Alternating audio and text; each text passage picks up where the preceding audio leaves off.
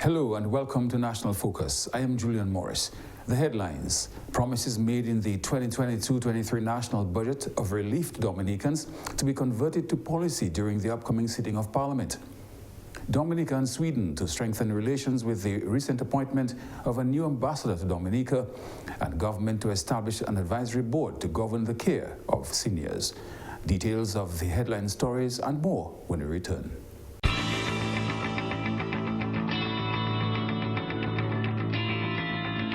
Welcome back.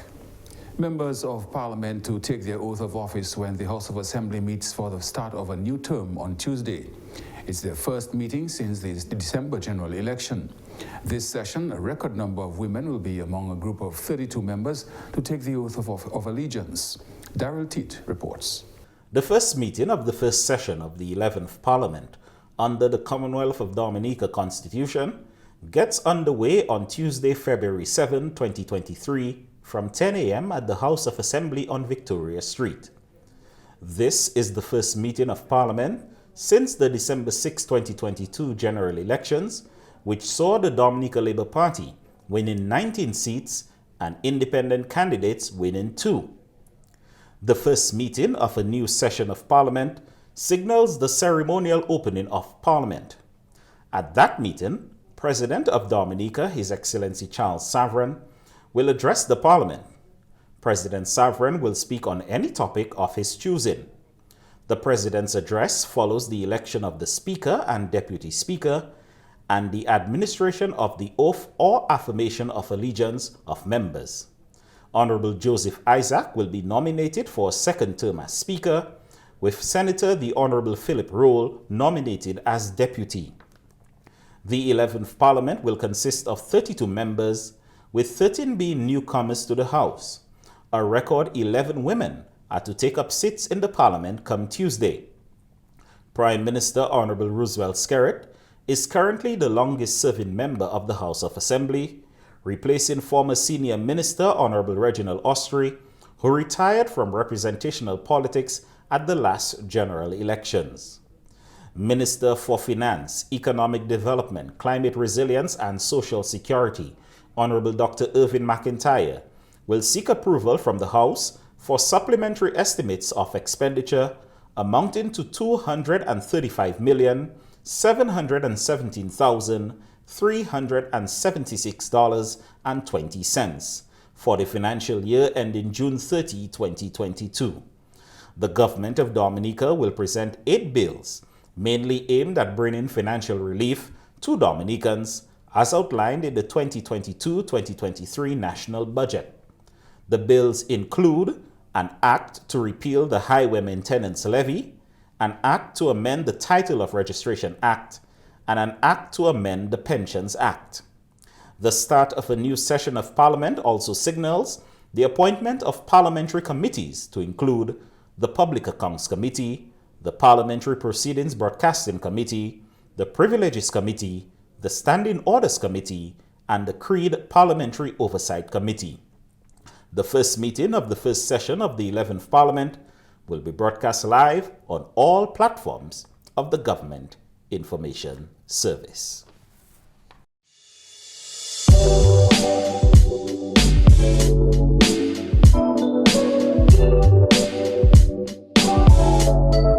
Meantime, the Honourable Prime Minister Roosevelt Skerrit says the majority of the bills to be brought before Parliament have to do with relief efforts to ease the burden on Dominicans as outlined in last year's budget.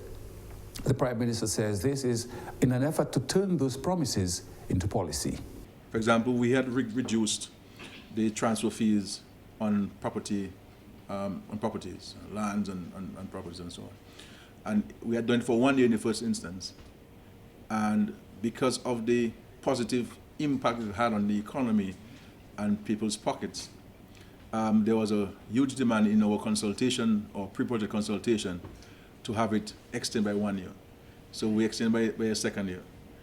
And then the cabinet felt, well, look, if this thing is having such a positive impact on the economy, where so many properties that were sitting there, people hadn't probated their wills, people could not afford to pay the transfer fees, And now people are able to forbid their wheels and to share the property, and people can use those properties as collateral in the banks, or build new structures upon them, or to even sell them to make additional monies for themselves.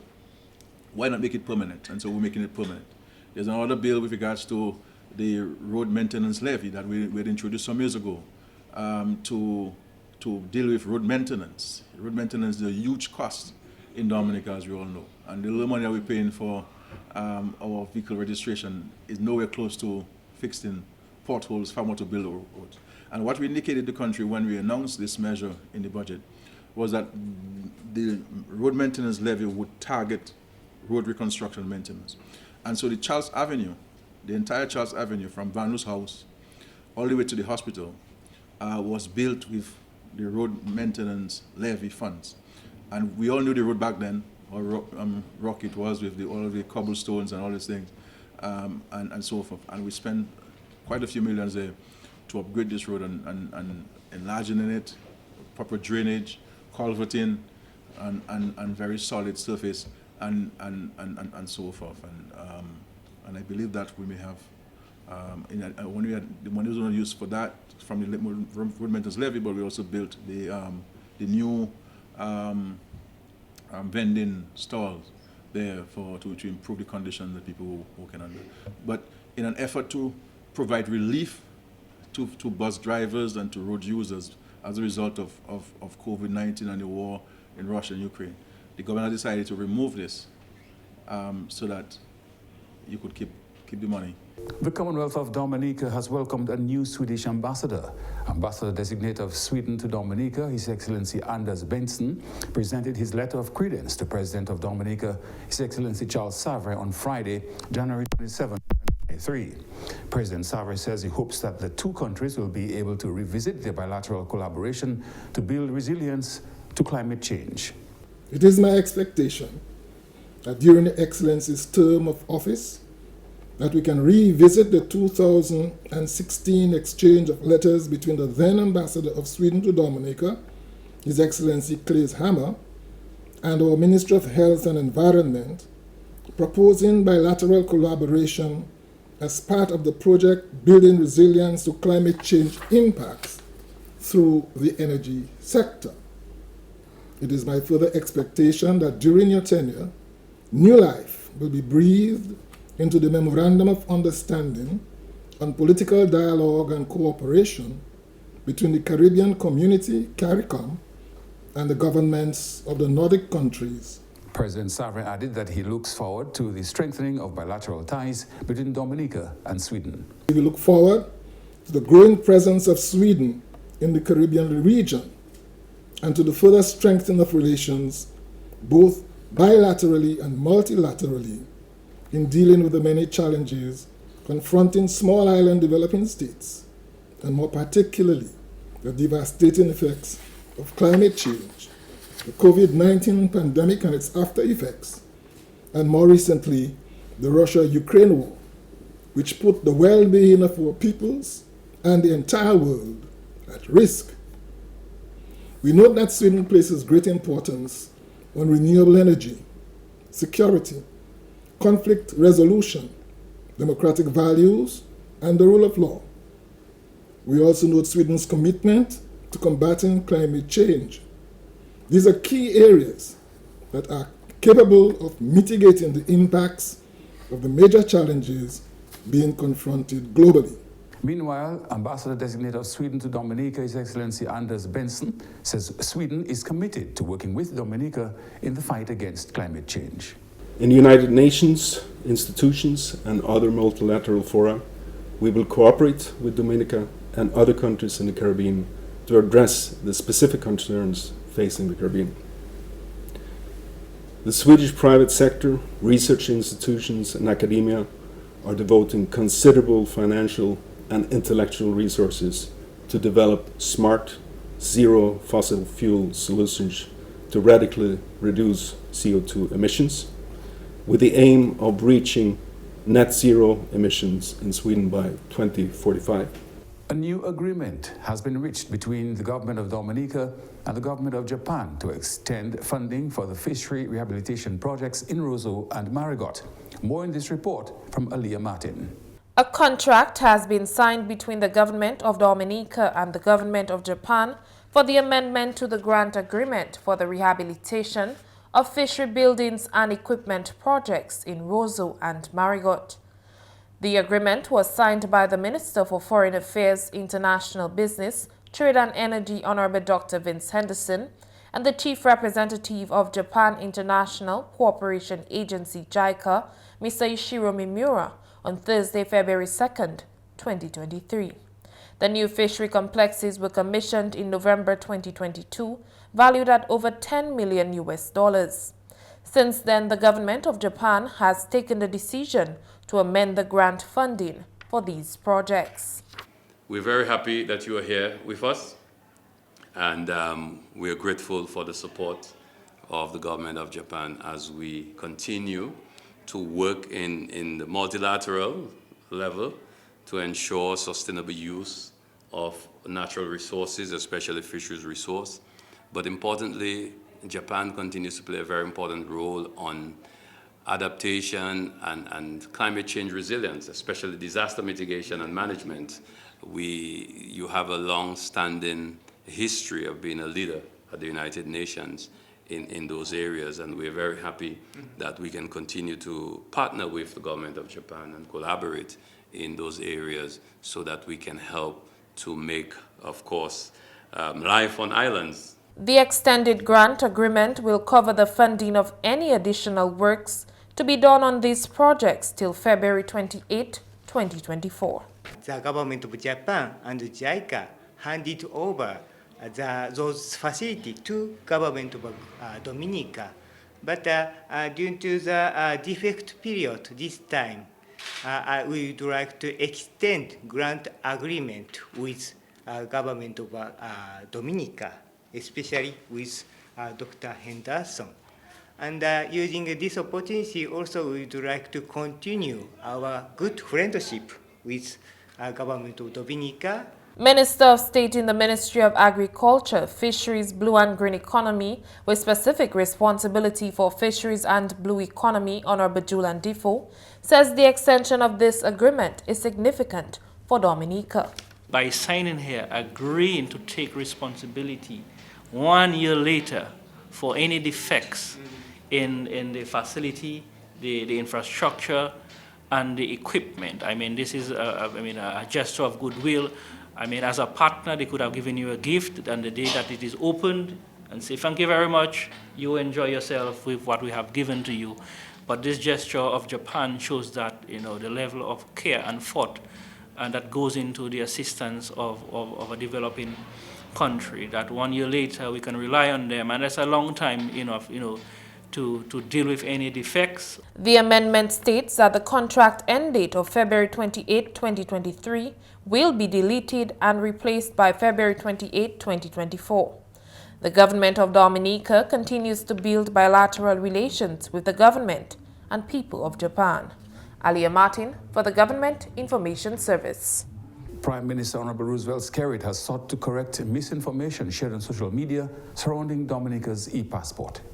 During a recent press conference, the Prime Minister corrected the misperception which exists in certain quarters concerning the ePassport, that government was advancing the ePassport because of fraudulent activity.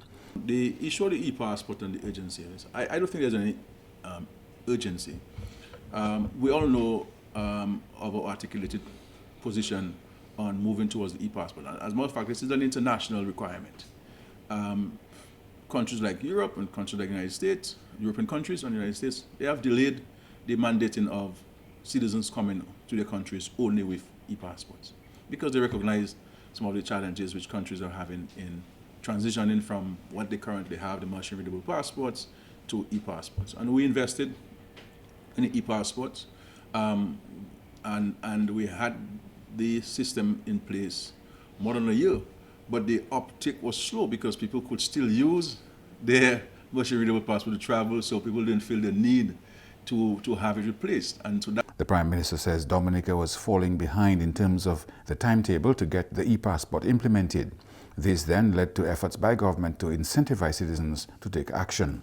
And therefore we felt as a government that we needed to bring the guillotine down and to say to people, from that day you will not have it. Obviously, we recognize that the 6 months was too short because there was a flooding of this, and we had to run a 24-hour shift system to get the backlog going.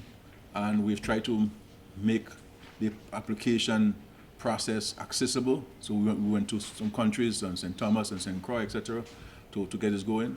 And we went to different villages in Dominica to allow people to apply rather than come to town to get it going.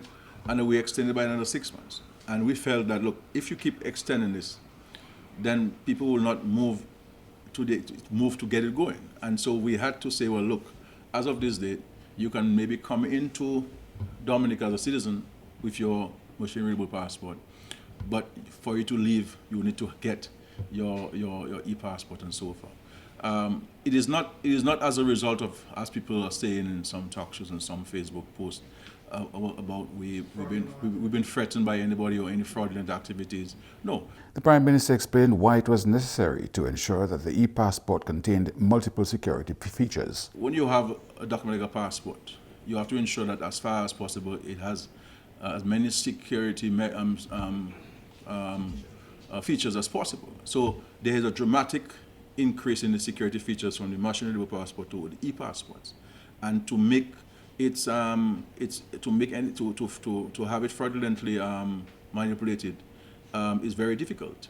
I'm not saying it is absolutely impossible, but if you do it, then when you get to the border, to the immigration departments in some of the countries, they'll pick it up. You see what I'm saying? They'll pick it up because what we have done and what we continue to do is to provide all of the major countries, major ports, with samples of our passports. So they have samples of our passports. So if you go through one of their ports and they scan the passport and they realize that what they have on their system is different from what you present to it, then they will call us. They call our missions, our embassies, our consulates, the Ministry of Foreign Affairs to find, look, Matt Peltier is at the border. He has a passport. He says his passport number is so and so. We cross-check. You understand? And this thing happens everywhere in the world. But this notion I'm hearing in the public domain that we are advancing the e-passport because of fraudulent activities and we are rushing. There's no rush. The new ePassport is expected to make travel more pleasant and hassle-free for Dominicans as the integrity of the document is recognized around the world. You're watching National Focus. More when we return.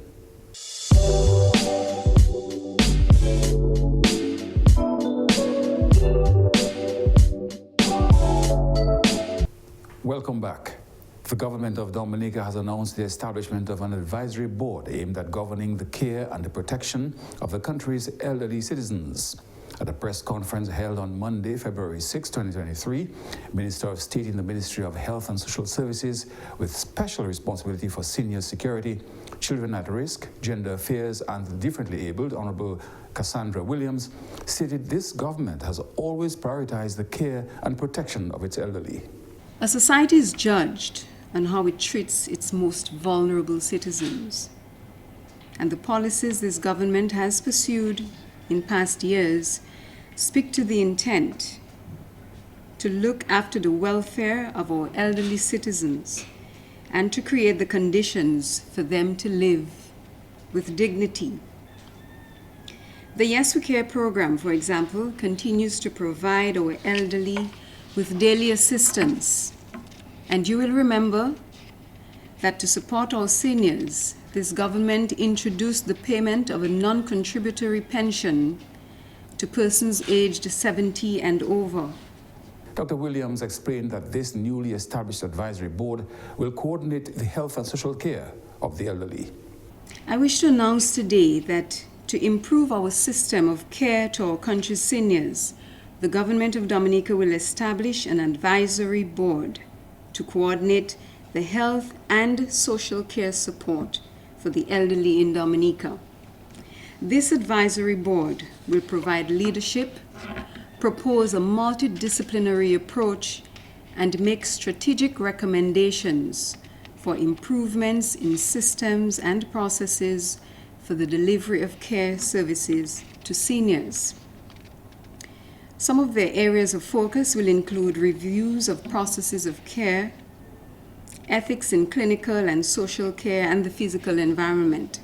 Meanwhile, CEO of the Premium Home and Residential Care Services and chairperson of the advisory board, Marie-Therese Donker, says there are two major priorities that the board will seek to address immediately. One of these priorities will be the creation of a national dementia plan. One of the board's first priorities will be to advise the government of Dominica on the creation of a national dementia plan.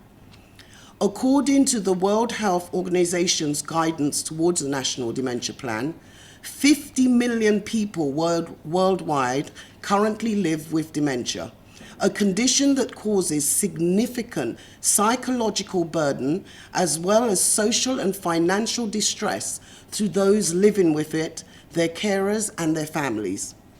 The government of Dominica recognizes that a comprehensive multi-sectoral public policy response aimed at addressing the needs of people with dementia, their carers and families is needed to improve quality of life, enhance equitable access to services, and reduce stigma and social isolation. Another priority is the enhancement and enactment of legislation which will make elder abuse a crime punishable by law. Another one of our priorities is the case for enacting or enhancing legislation to make elder abuse a crime.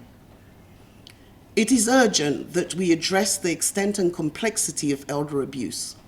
We hear horror stories all the time about people taking people's land, people transferring properties into their names, people collecting people's pensions, or placing their names on elders' accounts and using the money not for the elder, but for themselves. We are an aging population and we must address the extent and complexity of elder abuse.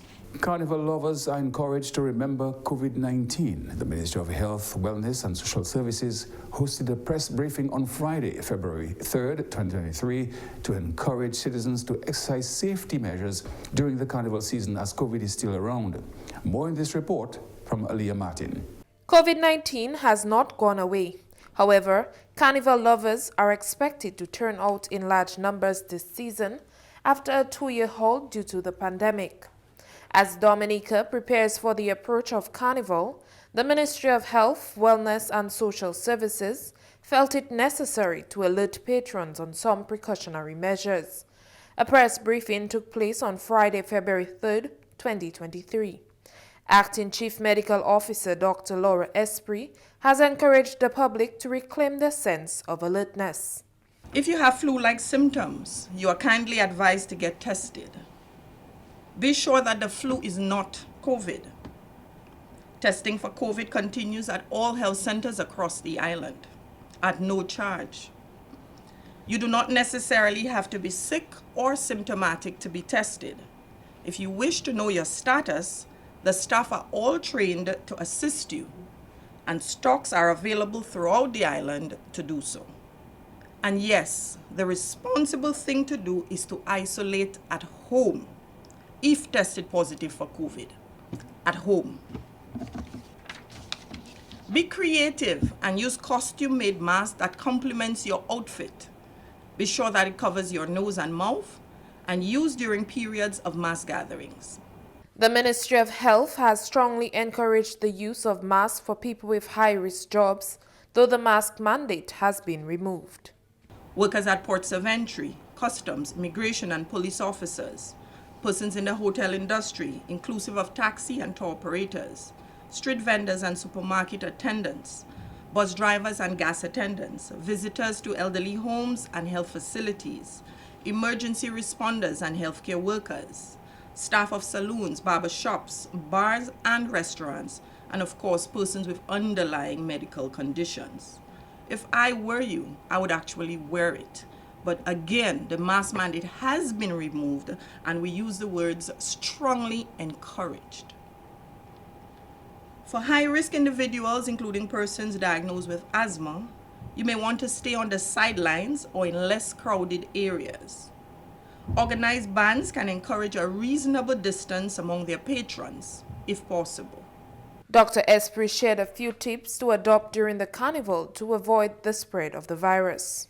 Cover your mouth and nose with a tissue when coughing or sneezing, and use the nearest waste receptacle to dispose of the tissue after use. If tissue is not available, cough or sneeze in your bent elbow. Work with a small hygiene kit, including hand sanitizers with 70% alcohol. As soon as it's convenient, wash your hands with soap and water for a minimum of 30 seconds. Avoid sucking on each other's rum flask.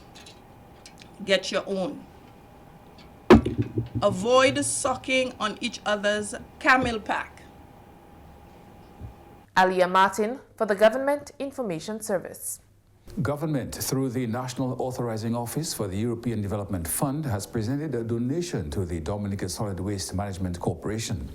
A ceremony took place on Wednesday, January 1st, 2023, to hand over a new truck. More in this report. The National Authorizing Office, NAO, for the European Development continues to strengthen its partnership with the Dominica Solid Waste Management Corporation through its many initiatives to improve the waste management services. A 4-ton dump truck valued at over $200,000 was handed over to the corporation on Wednesday. This will allow for easier access in narrow roads when collecting white goods. Minister for the Environment, Rural Modernization, Kalinago Upliftment and Constituency Empowerment, Honorable Kozia Frederick, is confident that the investment will be put to good use. We're going to cover Roseau and make sure that the management of waste in Roseau is taken care of. We're also looking at, we do manage a lot of the tourism sites, and so that truck will be put in good use across the board in the various tourism sites, Tito Gorge, Syndicate, etc. We also do a lot of white goods, and for the most part, the bigger trucks are unable to access some of the areas across the country, and so in terms of white goods, we're able to use this truck also.